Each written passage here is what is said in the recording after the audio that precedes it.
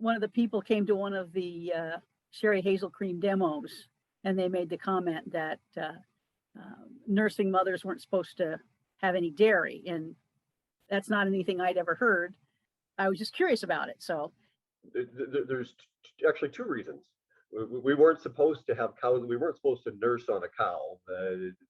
Just because you put a refrigerator in between, it's still nursing on a cow. That's not what a human was ever intended to do. And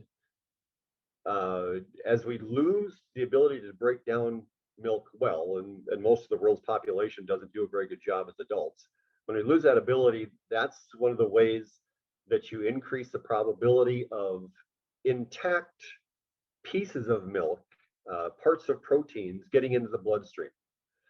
When it's not broken down well, not digested completely, not part of what we were normally supposed to be dealing with.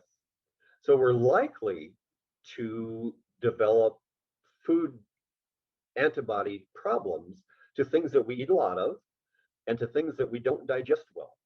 That just sets the stage for our creating antibodies to it.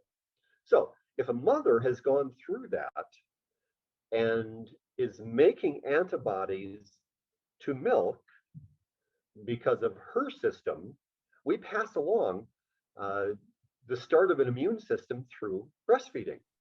That's we pass along a mother's antibodies to give the baby a head start in the world. It's coming into the world with nothing, but we give it some antibodies in its system so that it can fight with some of the things that it first encounters. Problem is, we just gave it inadvertently antibodies against milk if the mother is going through that while she's breastfeeding. And it sets the stage, rather than fighting a disease, fighting with milk products.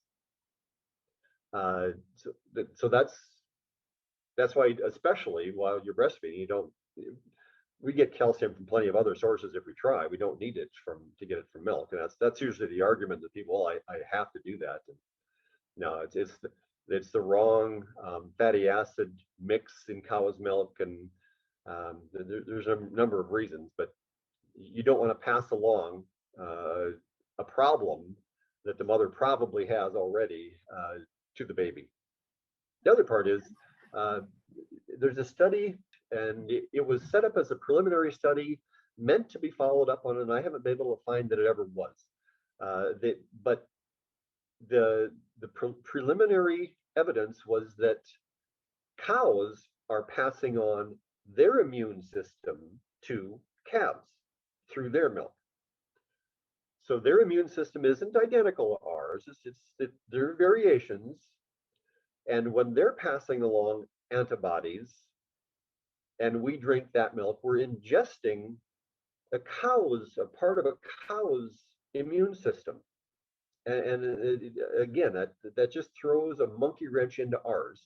And that monkey wrench, one of the connections they found was that the antibodies that a cow produces can be damaging to the islet of Langerhans cells in our pancreas.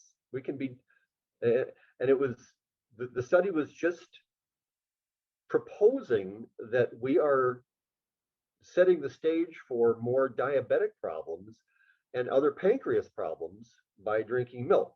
And it suggested follow-up studies, and I haven't seen those.